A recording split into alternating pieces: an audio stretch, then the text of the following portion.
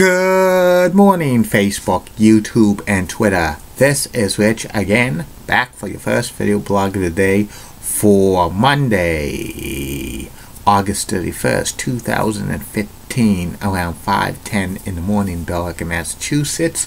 Sun will be coming up in an hour, and it's going to be a very nice day, hot in the 90s, but humidity is kind of low sticky but tolerable and stuff like that.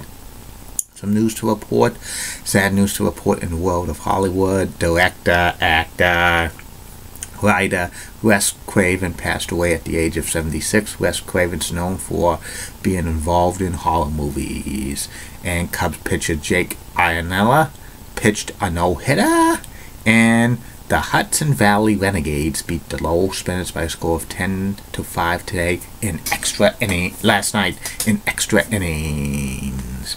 That's about it on the news. My first video subject of the day is the continuation of fantasy booking scenarios in the world of professional wrestling and stuff like that.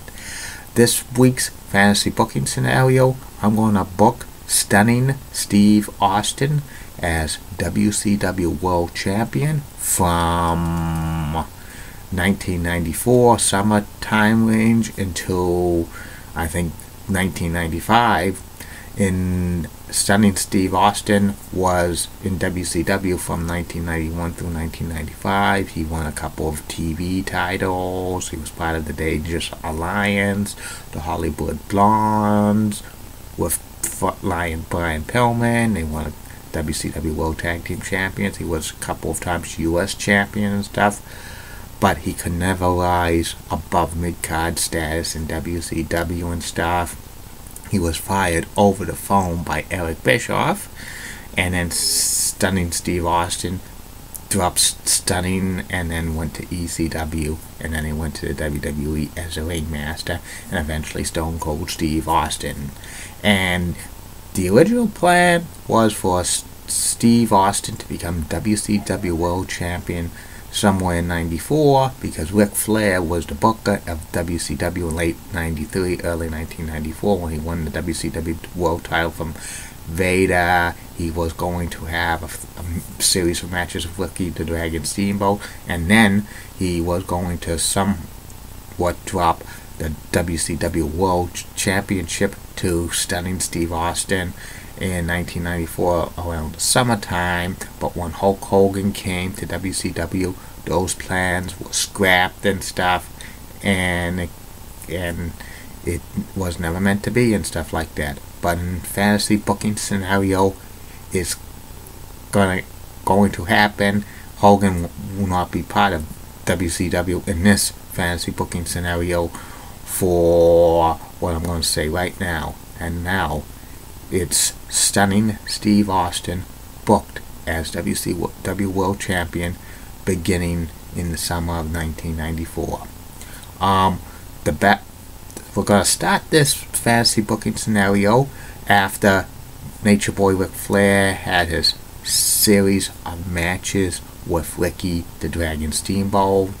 After Nature Boy Ric Flair beats Ricky the Dragon Steamboat at WCW Saturday Night for the vacant world title, then there's like Stunning Steve Austin and Colonel Rob Parker after the interview and saying, "I'm the #1 contender of the WCW world title because I'm the U.S. champion.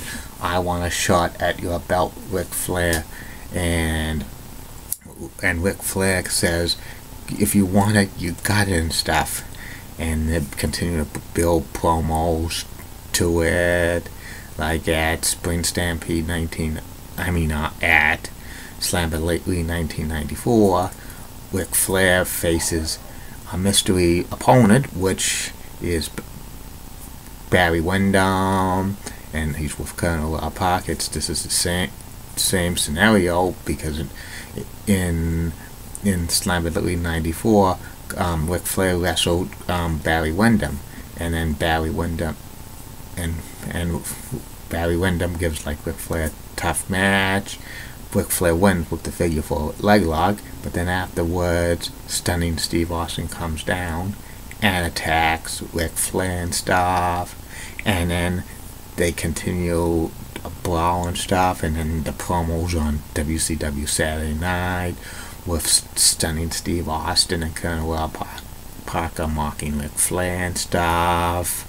And then Flair's promos with Stunning Steve Austin saying, "I'm going to teach you something, boy." Whoa. And then they sign a match for the Clash of Champions in June of 1994. And they're going to sign it title versus title. Nature Boy Ric Flair versus Stunning Steve Austin with Colonel Rob Parker on his corner. This match goes 20 minutes, but there's not a decisive winner, because, you know, both wrestlers are like knocked out cold. The referee counts both of them out to 10, declaring the match a draw and stuff. And then WCW officials sign a return match between Nature Boy Ric Flair and Stunning Steve Austin with Colonel Rob Parker at Bash at the Beach 1994, but with a special stipulation. It's a Iron Man match. It's a 30-minute Iron Man match.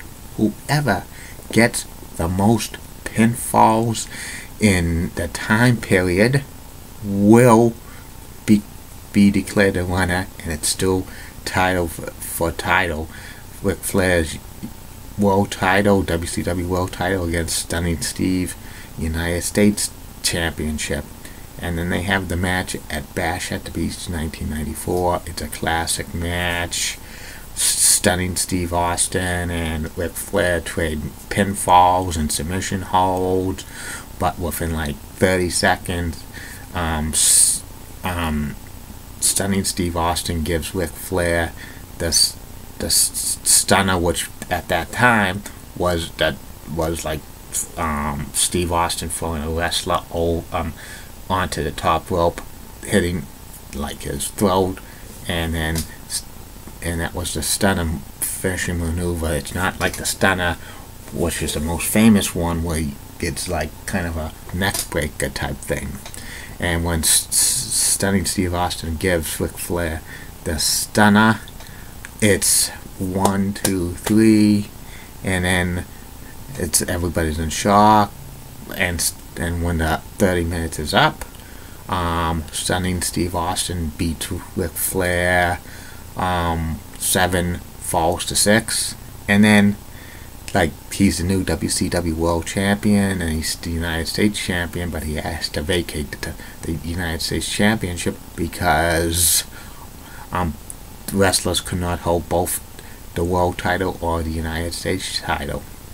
And then Stunning Steve Austin like makes a great promo about how he beat the legend Ric Flair, and then Stunning Steve Austin's a fighting champion. He beats Johnny B. Bad in a match that was from WCW Saturday Night, which is a classic 20-minute match. This will be like in August of 1994 at the Clash of Champions 1994. Stunning Steve Austin faces off against his former tag team partner, Flying Brian Pillman. This will be the blow off to a long-running feud, which they did not really have in WCW, and like Pillman has like Austin in trouble and stuff, but Colonel Rob Parker interferes. Pillman attacks Rob Parker, but Stunning Steve Austin gives him the stunner, pins him 1, 2, 3. Stunning Steve Austin retains the United States Championship. Then at Fall Brawl, Stunning Steve Austin has a rematch with Nature Boy Ric Flair over the WCW World Championship. Stunning Steve Austin beats Flair again, but this time he cheats with getting help with Colonel Rob Parker, and then afterwards, Nature Boy Ric Flair kind of like fades out the spotlight and stuff. And then they start a program with Sting stunning Steve Austin against Sting, who was the WCW franchise. You could have like on a Saturday night, Sting get attacked by stunning Steve Austin after Colonel Parker taunts Sting and stuff. You could have a couple of matches on WCW Saturday night where Sting beats stunning Steve Austin in a non-title match and stuff. And then they set up for the WCW World title at Halloween Havoc. But they could use the spin the wheel, make the deal thing. And this was an annual tradition at at Halloween Havoc 1992 and 1993. And they could have like the spin the wheel, make the deal thing. And Sting spins the wheel, and he wrestles stunning Steve Austin in a submission match. And you could, and at Halloween Havoc 1994, Sting wrestles Steve Austin in a submission match for the WCW World title. And Sting has Steve Austin in the Scorpion Deathlock, but Colonel Parker interferes and the referee's knocked out. And then Steve Austin turns around and puts Sting in the Scorpion Deathlock, and Sting's knocked out. And the referee turns up and Sting can't continue. And then Sting is out, and stunning Steve Austin continues to be WCW World Champion. And around this time, you could build a new #1 contender for the WCW World title, have the US title be put on the man they call Vader, and Vader like is a heel, but he's starting to turn face and stuff like that little by little. And at the Clash of Champions, you could have a tag team match with stunning Steve Austin and Vader facing off against Sting and Nature Boy Ric Flair, and you start the tension between stunning Steve Austin and Vader. Vader is managed by Harley Race, and stunning Steve Austin is managed by Colonel Parker. Vader and Steve Austin win that match, but there's so much tension afterwards. And then at Starrcade 1994, they could sign a title match with Steve Austin facing off against Vader for the WCW World title, but like have on a Saturday night, Steve Austin interfere in a match with Vader when he's wrestling for the US title, and Vader drops the US title to let's say Johnny B. Bad, and then this sets up Starrcade 1994, the main event, with Vader with Harley Race facing off against stunning Steve Austin with Colonel Parker for the WCW World title. You could have like a double disqualification in this match because both Colonel Parker and Harley Race interfere like crazy. The referee throws this match out, and at the Clash of Champions in January 1995, you could have a tag team match between stunning Steve Austin and Colonel Parker facing off against Vader and Harley Race. Harley Race and Colonel Parker are two former wrestlers, and they still could kind of go a little bit. And then you could have a shocking upset where the 7-time former NWA World Champion pins Steve Austin with help from Vader.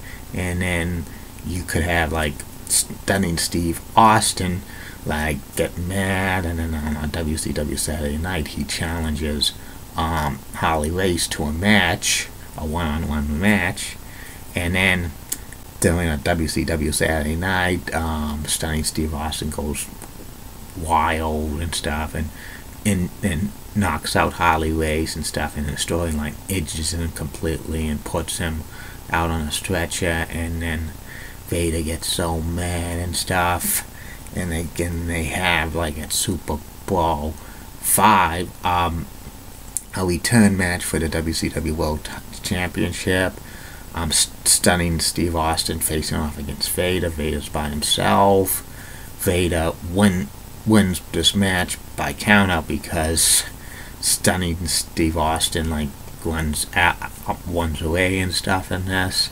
And then the blow off to this feud, you could have at Uncensored 1995 a steel cage match, Thunder Cage, for the WCW World Title.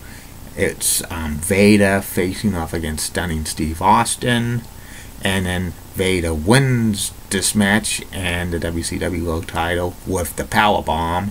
Beats him 1, 2, 3. Vader becomes the WCW World Champion first, and this will be his face run as WCW World Champion. So that's how I would book Stunning Steve Austin as WCW World Champion from summer of 1994 to the spring of 1995. And that would have been a good reign for Stunning Steve Austin and stuff. But this never happened. This was slated to happen in 1994, but when Hulk Hogan came to WCW, plans were scrapped. I wonder if wrestling history would have been changed if Stunning Steve Austin would have been a WCW World Champion in summer of 1994. He would have made a great WCW World Champion. And that's about it on this fantasy booking scenario. Be back later on Facebook, YouTube, and Twitter with 2 more video blogs. One will be about Petrucci's Restaurant, and the third and final video blog of the night will be about actress, model Carmen Electra. Keep kind of everybody. And I'm a Julie Brennan guy. Molly Rosenblatt of Fox 35 rocks and has nice legs. Elizabeth Hart of Local 6 Orlando rocks too. And in the words of Sean Lucha, get out. Bye now.